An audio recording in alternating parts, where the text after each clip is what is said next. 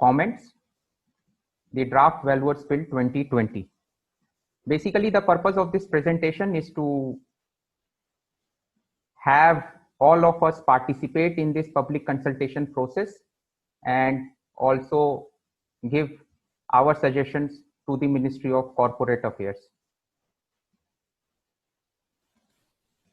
So my presentation will be of approximately 40 minutes, and these are the avenues I will be touching upon. We'll start with the draft Valuers Bill primer. We'll then go to what is valuation field, a small introduction. Thereafter, we'll discuss acts of the profession.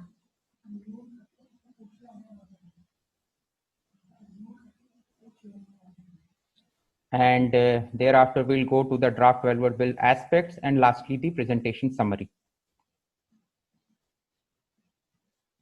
So the first one.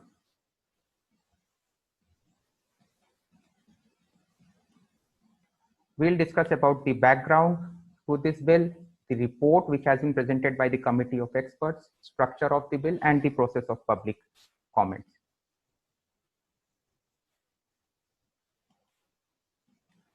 In 2008, an attempt was made to have a Valuers Bill, but it was never laid in the parliament. Thereafter, a committee was formed on 30th of August 2019 to look into the institutional framework for regulation and development of valuer professionals. The committee had stakeholder consultations in the month of September and October. Kanika, can you remove me from the host? Perhaps? Yeah. Thereafter, we presented a letter to the committee that it is incomplete and requires some more people from technical background. We specifically mentioned about the Council of Architecture and the Indian Institute of Architects. In the month of October, the Indian Institute of Architects wrote a letter to the committee and the ministry stating that the president or his nominee be included on the committee of experts. But the committee was never reconstituted. Public comments which were taken by the email process were largely ignored, and valuer associations across India were also not invited to the discussion table. The committee submitted its report on 2nd of April, and the draft Valuers Bill is now open for public comments from 15th of April to 28th of April. This is the website where one can go and use the application to file comments in this manner, which we'll be discussing in detail later. Okay, so what is the committee's report and bill all about?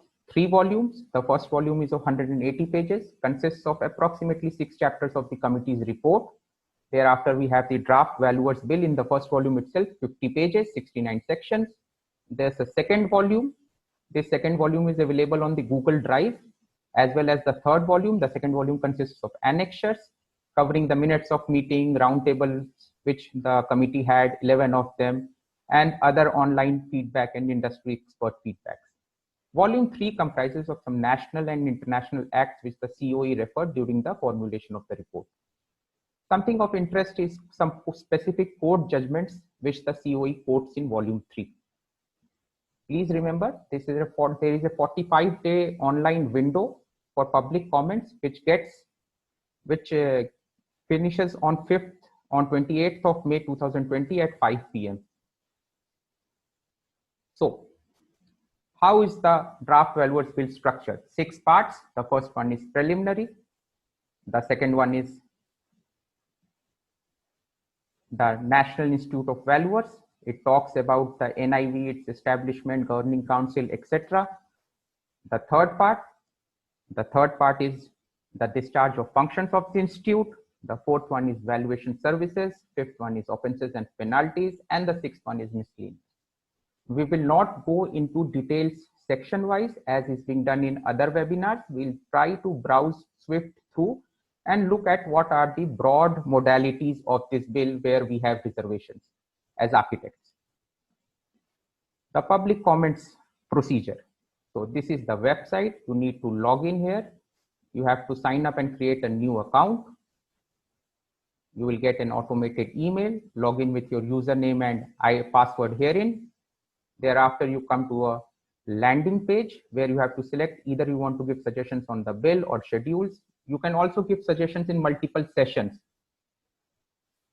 Thereafter, say for example, I have chosen section 19 audit committee, and here in this text box I have to copy paste or type my suggestion whatsoever it is, and then click the submit button. Once again, on 28th of May 5 p.m. this online window ceases, it closes.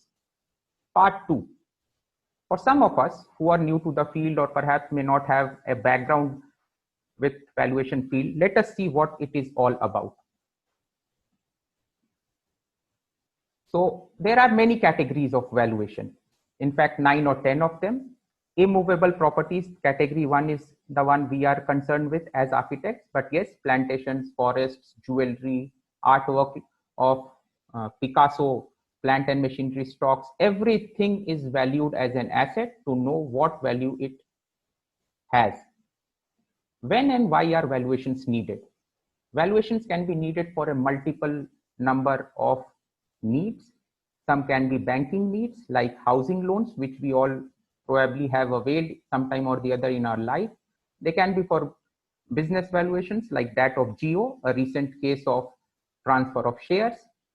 They can be for taxation purposes, wealth tax, income tax, gift tax, capital gain, etc. Individuals going through family partition, liquidation in case of bankruptcy, and courts who sometimes assess a value of some penalty and then levy it on an individual or an entity.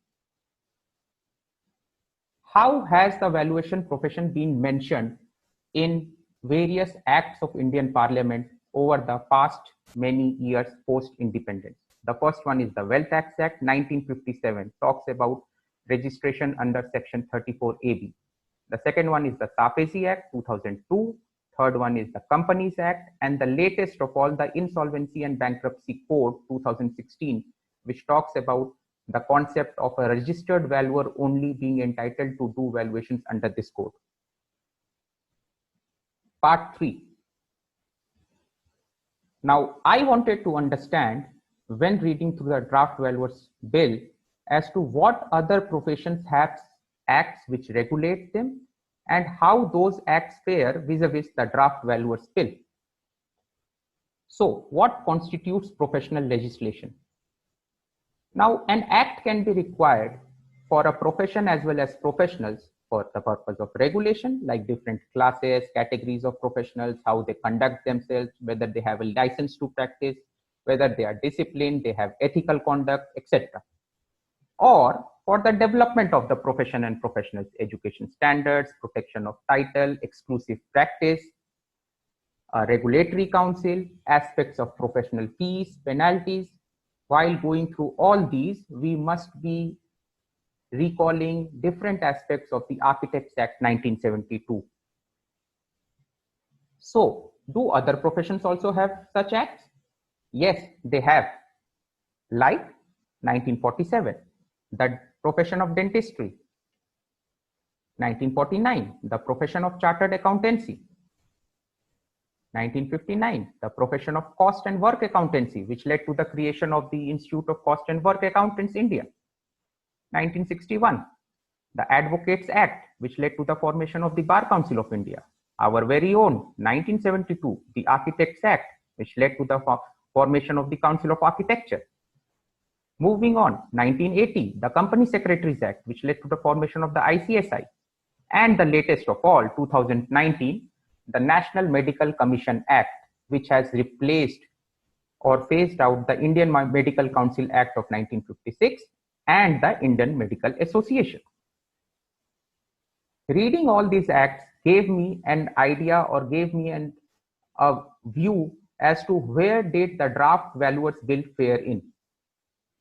So what could be a basic hierarchy or structure, a DNA of any professional act? The first one, objectives. Who would be the regulator? What kind of regulation? We'll be discussing it in detail later. The Executive Council, whether it has nominated members, it has elected members. Functions. What all will that regulatory body do? membership categories. Like in the IIA, although it is not a statutory professional body, we have fellows and associates. Similarly, for the Bar Council of India, there's a concept of seniors and other members.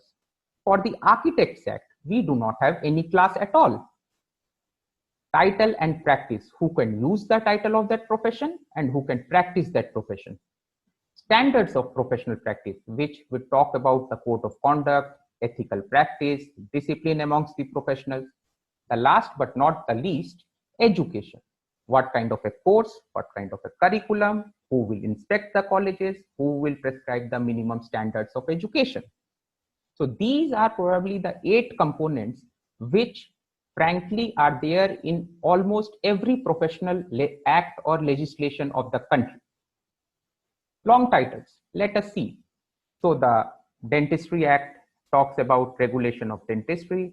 Then there's the CA Act, then there's the Cost and Work Accountants Act. As you would be seeing on the right side of the screen, there are oval boxes containing some numbers, 25, 16, 26, 14. This is the word count of the long title or objectives of professional acts. For most of them, you would see that the long title ceases in 25 words or less, which means they are very specific to a certain profession. But for the draft valuers bill, the word count is of 47 words, which will again decipher in the coming slides. Comparative aspects, where other professional acts need to be compared, some parameters. The first one was, of course, long titles, singularity or plurality, stakeholders, whether the professional or the market, protection of interest, whether the act looks towards the protection of interest of the end user or the service provider, and who gets a priority or weightage over the other. Is it a balanced approach or a one over other, or one at the cost of other when it comes to the end user of a particular professional service and the professional of the service himself or herself? Let's revisit the objectives or the long title of the Draft Valuers Bill 2020. It was an act for the establishment of an institute to promote development and to regulate profession of valuers A, market for valuation services B, and to protect the interest of users of valuation services C. 47 words in all. So how come a long title? And why is the Draft Valuers Bill so different, having 3 different sub-objectives held within? Now, this led me to a brain map of my questions. My questions started revolving around 4 parameters as to why is there so much of resentment amongst valuers of the country with respect to the Draft Valuers Bill? Well, regulation, transition, professional practice, and the last one, education. For regulation, there are aspects like co-regulation, private entities like VPOs, whole-time members, part-time members, which we'll be discussing in detail a little later. For the transition, there are companies in valuation. The transition head also talks about few hours of training, examination. It talks about direct entry for a few kinds of valuers, whereas others have to give a scrutiny. When we come to professional practice, there is talk about multiple asset classes being valued or practiced by a single person. There's a concept about the role, duty, and rights of a valuer, offenses and penalties, investigations, and inspection. We'll discuss in detail in part 4. Then we come to education, different backgrounds, different pedagogies. As you must have seen on the previous slide, a person who's a BR is quite different from a BE civil or a BE mechanical or a chartered accountant. There are different kinds of faculty qualifications also as to who will be teaching what and in what way. Thereafter, there's an interesting concept of some ongoing unapproved courses which lead to unapproved or fake degrees, which also we'll be discussing in detail. So the long titles, from where do the long titles come? Then I moved forward and studied perhaps some other acts which had long titles and tried their hands at regulation of a particular segment or sector of the economy, like the Competition Act, the Insurance Development Regulatory Act, the Pension Funds Regulatory Act, the Insolvency and Bankruptcy Board, all of them have approximately 40 words or more of a long title. And yes, they talk about the markets, they talk about the consumer, they talk about the industry, they talk about the sector, they talk about interests of all stakeholders, they talk about all of this along with the talk of a professional who is practicing in that particular domain. And it is here that the draft valuers bill comes in and fits in with 47-word long title. Now, this is the long title of the draft valuers bill. This is the long title of, say, for example, the Securities and Exchange Board of India, SEBI Act of 1992. Let's make a mix and match. So the yellow matches yellow, the blue matches blue, pink matches pink, green matches green, and in between you have the orange. A long title, perhaps trying to beat 2 birds, 3 birds, or 4 birds with a single stone. Part 4. Now we'll discuss in detail about the regulatory framework, valuation entities, and valuer professional organizations. The first one, regulatory architecture. You can refer to part 2 of the draft valuers bill, chapter 2, sections 13 to 20 to understand more about the regulatory architecture as in context to the draft valuers bill. So there are basically 4 models of regulatory architecture when you read through various professional acts of the country. One is self-regulation, wherein you do not have any statutory backing. The other one is statutory self-regulation, then comes state regulation, and then the fourth one, which is co-regulation. The fourth one ideally can be a mix of 1 and 3, or can be a mix of 2 and 3. For self-regulation, the best example perhaps could be the News Broadcasting Standards Authority of India, the press media. For statutory self-regulation, the COA can be one of the examples against other professional bodies like the Bar Council, the Chartered Accountancy Institute, the Cost and Work Accountancy Institute, etc. These all have elected members. Statutory self-regulation means that the body is enacted by state legislation. Then comes state regulation.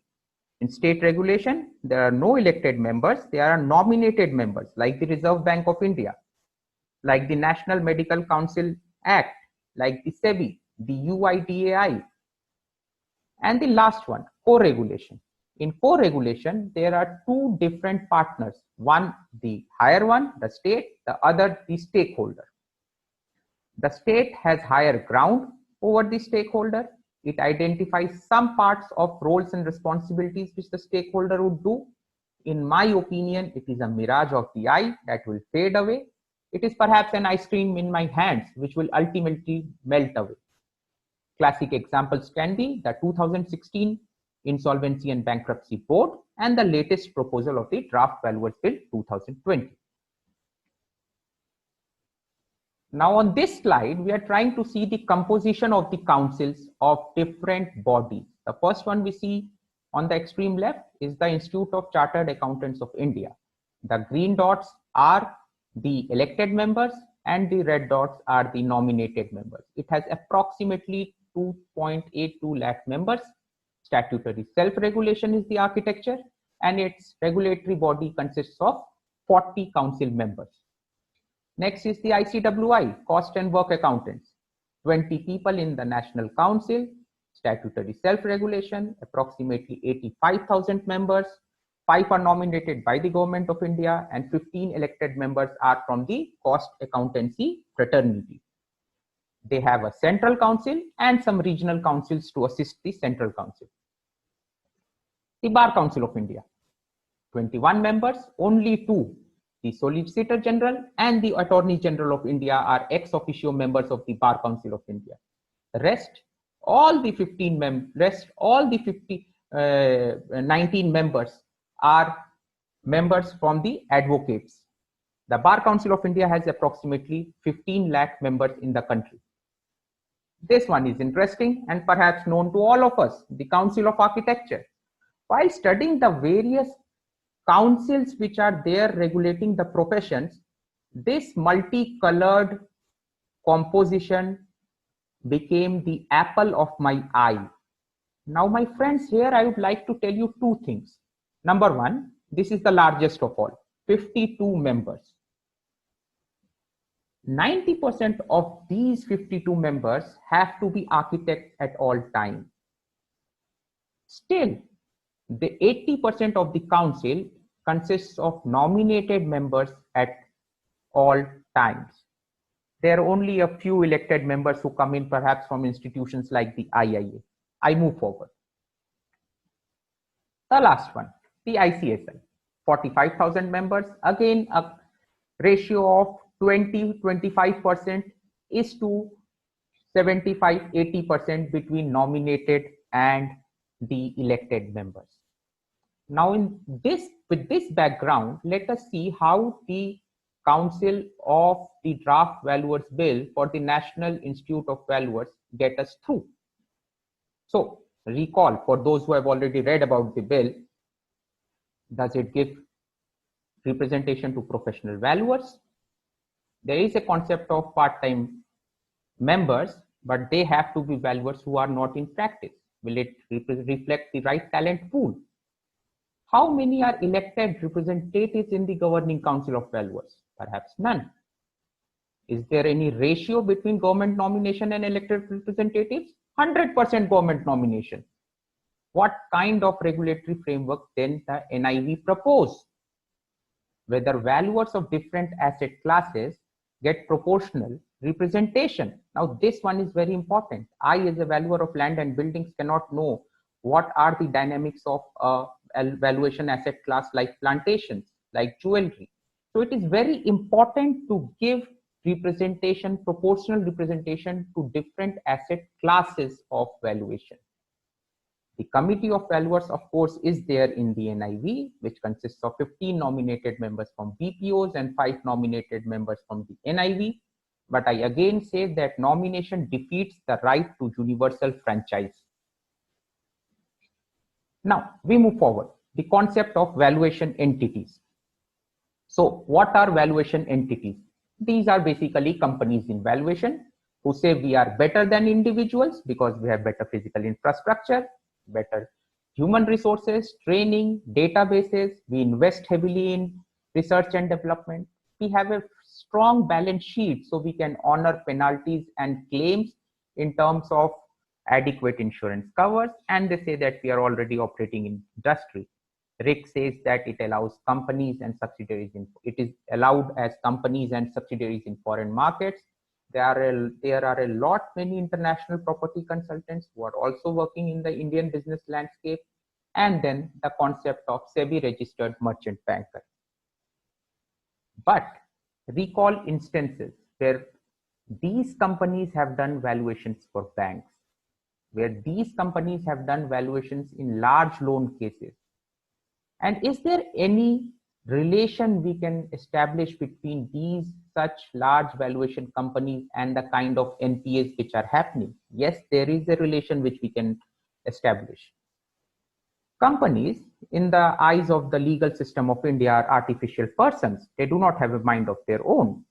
And I have not heard of any doctor, my chartered accountant, a company secretary, or even an architect like me being a company and being allowed to practice as a professional in India. So, multidisciplinary firms.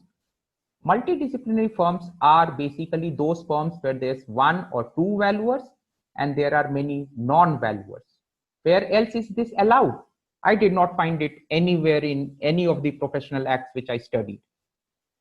Does the Indian economy require valuation as a business or as a profession? The courts of India say valuation is a noble profession, but perhaps the draft valuers bill looks at valuations more as a business enterprise. We need to draw a thin but significant line between business and profession. Profession at all times has to be for the social good. Business at times can be for the personal good and benefit also. Section 49, academic and professional qualifications to become a valuer. I found something interesting here. Won't go much into detail, just 3 short points. This table does not recognize or give due weightage to post-graduation in engineering, civil engineering, architecture, or town planning. It equates a BArch with a MArch when it comes to post-qualification experience. In my opinion, it is an anomaly. Further, it gives more weightage or relaxation, should I say, in experience qualifications to a particular course, postgraduate in valuation of land and buildings, or real estate, master of valuation as more widely called, to a course which does not have UGC recognition since the last 25 years and is running as an unapproved, illegal, fake course. Lastly, it also gives more weightage to a course which is constantly trying to fight it out with the ministry, stating that please equate ourselves with the postgraduate status. I do not want to undermine any other professionals, but my question is why we architects, civil engineers, town planners are not treated at par. Valuation professional organizations, sections 52 to 54. We will talk about professional valuer associations in 2 dimensions. One before 18th of October 2017, when the notification of the company's registered valuer and valuation rules were done, and one after 18th of October 2017. How did the landscape change? So beforehand, 1968, 94, 99, 2004, many such institutions started. They had very minuscule affordable entrance fees, affordable annual membership fees, affordable lifetime membership fees. They did some training programs. A few of them went on with this Master of Valuation course, 1994, Sardar Patel University, 2008, 10, 11. And then I came to realize or ask myself, why did these courses start mushrooming? Self-regulatory organizations, SRO, in the valuation field, how did they diversify into such educational programs, or why did they diversify? I prepared a small timeline. Let us go through. So 1957, the wealth tax rules, the first to acknowledge or identify a valuer were notified. 1968, the institution of valuers was formed at Delhi by none other than the late PC Goel Sahab, who's also known as the father of valuation in India. 1989, there was the second amendment to the wealth tax rules, which increased the post-degree experience, post-academic professional experience qualifications from 5 years to 10 years for architecture, engineering, and planning graduates. 1992, a group of people, later to be called the CVSRT, proposed to the Sardar Patel University, let's have a course, a master's course, a PG course in valuation. 94, the course gets started. My dear friends, it's not a degree, it's a postgraduate course, and the VC said that we can start with a course because a course can be done on a VC level, whereas a degree will lead to further complications of affiliation, registration, regulation, etc. 1997, the same people, stakeholders who were behind this course, wanted to create a demand for this course, in my opinion, and they requested the CBDT, Central Board of Direct Taxes, for inclusion of a postgraduate in valuation as an academic qualification. Also, relaxation of experience in the same category from 10 years as of 1989 to 2 years for a Master of Valuation. 1999, PVAI is formed, and perhaps this is the time when an era of multiple valuer associations in India start. 2004, the IIU is formed. 2006, CVSRT. 2007, they go on, they have some conferences, like-minded networking with the IBA, the NHB.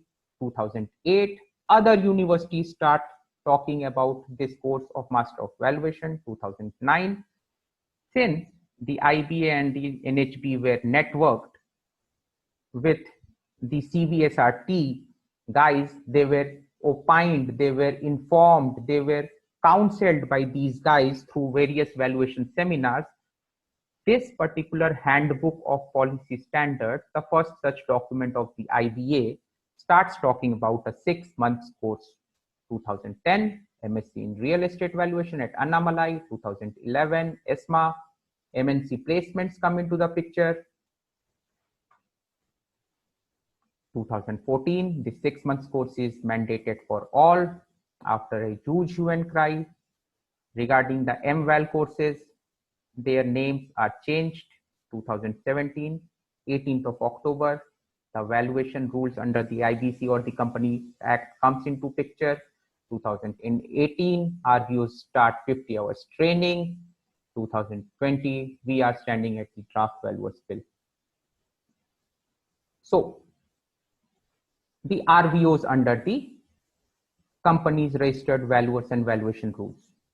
Now this is a tabular comparative data of information of different RVOs I have collected from the websites, which are now charging enrollment fee, course fees, online, offline, study material fee, membership fee, etc. for student membership to the 50-hour program. Keep in your mind a previous slide where I was showing you certain other such fees in the pre-RVO era, pre-18th of October 2017. Then after you pass the exam, you have to be a member of any of such institutes. There's again an enrollment fee, membership fee, and a certificate of practice, COP issuance or training fee. Add all of that up and you are set back by any of these amounts depending upon which RVO you have joined. My question, 3,000 IBBI registered valuers in the past 18 months. Try to multiply any of these end figures. The draft valuers bill proposes some 50,000 other valuers of present day to take up such courses in the next 36 to 48 months. And I start doubting whether statutory recognition to RVO model has turned valuation education into an expensive proposition. This is something which I opine after preparing this comparative table. Audience may recall herein that RVOs or VPOs are Section 8 companies with not-for-profit intentions. Not-for-profit intentions, but valuation education has now become an expensive proposition. I move forward. So, recall when in the past 30, 35 or 40 years, when has any professional valuer association stood up for a valuer who's facing depanelment, for whatever the case may be? A person is not to be taken guilty until he or she is proved guilty by court of law. A professional organization, if it has taken up the case of fake degree holders, has any of these organizations raised issues of graduates of non-technical background getting into bank valuations? Have they raised issues of non-uniform work distribution, low fee, and exploitation of valuers by the banks for suited valuation? One repeated answer you would get to all these 5 questions is a NO, NO, NO, NO, and NO. Part 5, education in the valuation field. So, do we architects, engineers, and town planners require some extra education like 6 months, 50 hours, etc., etc.? This is the BR course module, some books, and the details of the syllabus. Similarly for BTech Civil, similarly for B Plan, and what's the broad course outcome? To understand the concepts and methods of valuation for architects, engineers, and town planners, AEP. Put this in perspective with a 6-month course wherein they say that there are topics which are not covered and you need to cover them.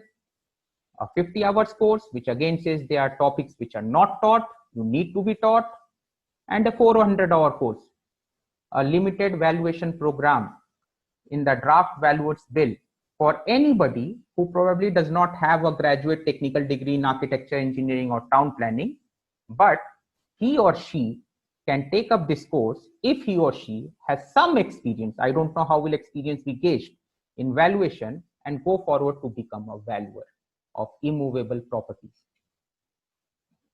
The IBBI exam, in my opinion, since it does not say that you can take X number of attempts in X amount of time, I feel it is a case of casual repeat attempters being proliferating.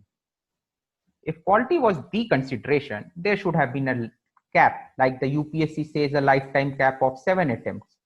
The JEE says an annual cap of 2 attempts. Or perhaps a mandatory cooling off period between the IBBI registered valuer examination. You can give back-to-back examinations in 4 months. Nothing of this kind. And all of this makes me question whether quality was the consideration. The answer, in my opinion, is no. Technical aspects of land and buildings. So while going for a valuation exercise, we need measurement techniques. We need to have site analysis, opinion formed on the shape, level of the land, soil dynamics, development controls like FAR and height, whether the space which we are seeing is habitable as a toilet, as a store, or as a bedroom. Building technology like public health engineering, the specification of materials used for the construction, structural analysis. All these have been a part of our 4 or 5 year curriculum in engineering, planning, and architecture respectively. We cannot just say that a specific subject will make us enabled for valuation. It's the entire course of 4-year degree or a 5-year degree. Which of these do you find irrelevant of your 4 or 5-year degree? The answer to this question, in my opinion, is no. And hence, if the 4 or 5-year degree in engineering or architecture, you find all of it relevant, how can you squeeze all of that in 50 hours, 400 hours, or 2 years of Master of Valuation to a non-technical graduate?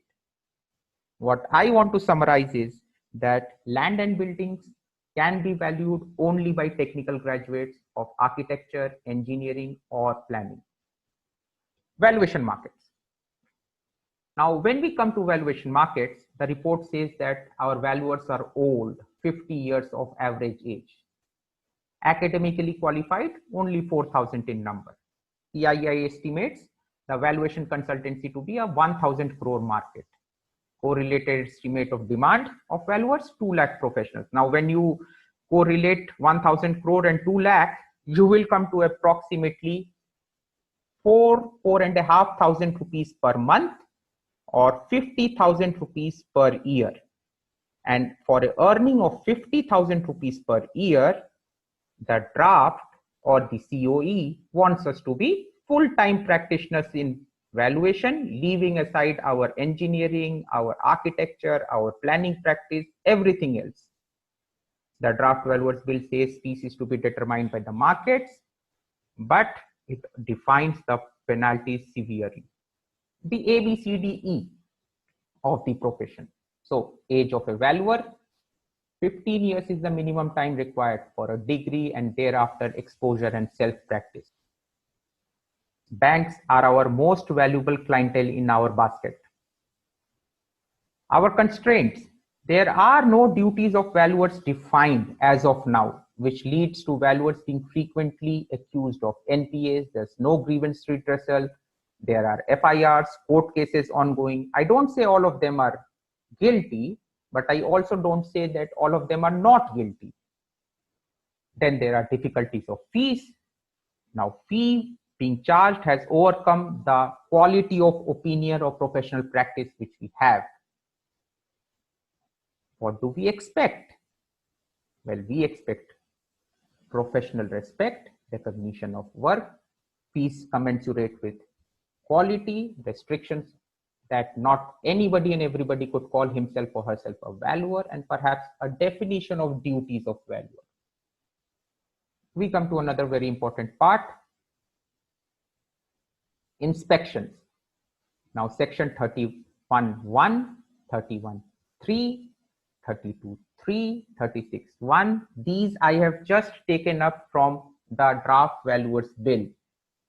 Now it talks about inspection of our offices at any instant by the NIV or its representatives.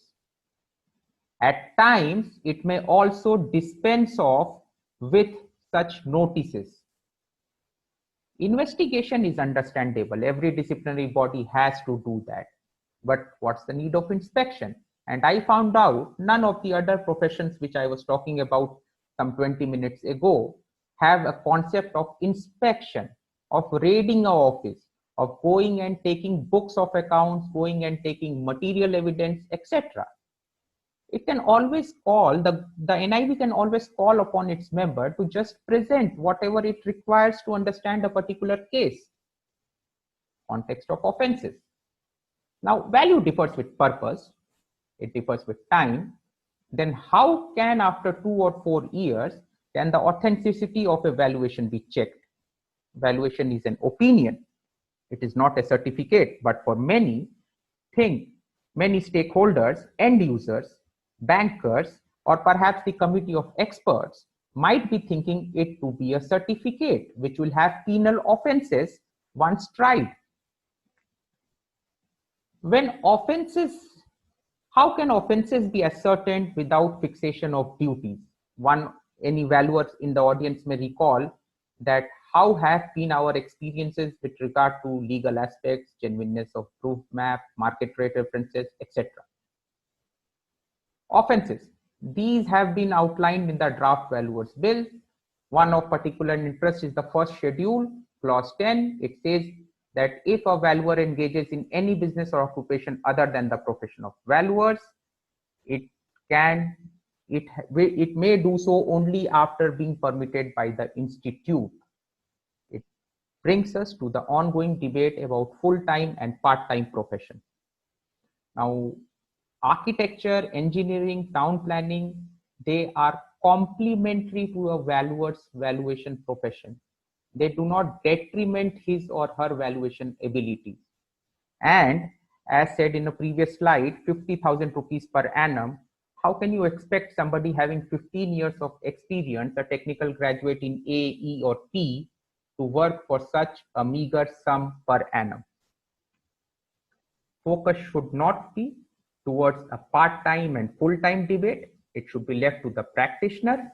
However, focus should be towards not diluting the academic and experience qualifications. Penalties. Now, these are some penalties.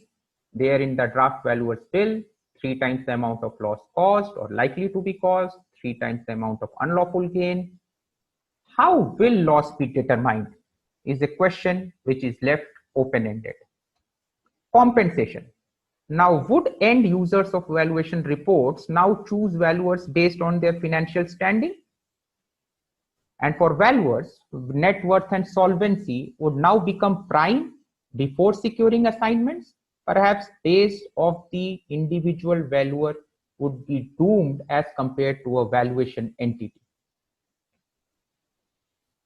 In one of the seminars or webinars in the last month, the chairperson of the council committee of experts touted about the Hammurabi Code, trying to justify why are there penal provisions, penal financial provisions for valuers. Now Mr. Hammurabi, was a king some 4,000 years ago, and these are some text lines which I have borrowed from the draft valuers bill, which again has been borrowed from the Hammurabi Code. And strict punishment is being meted out for professional misconduct and negligence, the rationale of the COE. Let's reread with a scientific mind. Now, a doctor treating a gentleman, 10 shekels or coins of silver. He treats the son of a poor man, 5 coins. He treats a servant of a rich man, 2 coins. Same work, variable earning, as corresponding to the social clause, the social class of the client as per the Hammurabi code. What happens if there's professional negligence? So in one of the cases, a less severe penalty, a hand of the doctor is cut out. For a more severe penalty, he is rendered a slave. Was money or coins or shekels awarded as a penalty for professional negligence is my question. And what does the cutting of hand of the doctor signify? Perhaps it signifies that he may be limited in his practice. What does rendered slave for slave signify? It signifies that he cannot practice the entire of his life. So monetary penalty, in my opinion, is the easy way out. There should be provisions of graded suspension and revocation of the COP, unlike monetary penalties which the draft valuers bill talks about. The case of myopia and hyperopia.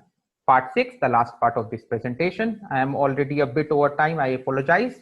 So these were the terms of reference of the committee of experts. Talks about extent of self and statutory regulation. No talk about state regulation or nominated bureaucracy. Talks about monitoring the performance of a valuer and disciplinary mechanisms. But all of this does not imply state regulation, in my opinion. Talks about a market structure. Now, is valuation a noble profession or a business opportunity focused on markets? Talks about transitional arrangement of registered valuers and other valuers. But the outcome, registered valuers get a straight way into the new system, migrate straight forward. Other valuers do not migrate straight forward. The composition of the committee, also discussed previously. This was the committee of experts. Indeed, 3 presidents of 3 professional bodies, they play a significant role for a variety of purposes in the Indian economy. I do not doubt, I do not question. But what about representation from other asset classes, like the Council of Architecture, the Indian Institute of Architects, the Institution of Engineers India, the Town Planners Institute? These are bodies of architects, civil engineers, as well as town planners who are there for the purpose of valuation of land and buildings. What about other professional valuer associations across the country? Did they get representation on the board, on the committee of experts? No. Key regulators of education, one of the core components of the professional bodies I talked about was component 8, education. Where is UGC? Where is AICTE? None to be found. And the last but not the least, the Department of Revenue Services and the Department of Financial Services.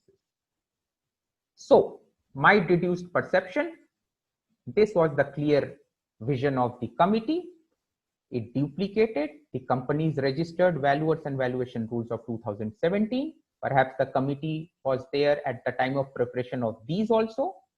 The committee very flat-handedly perceived that valuers have for long been irresponsible, and thus they are unfit to be given a chance to statutory self-regulation, unlike their professional brothers like CAs, advocates, architects, company secretaries, who enjoy statutory self-regulation.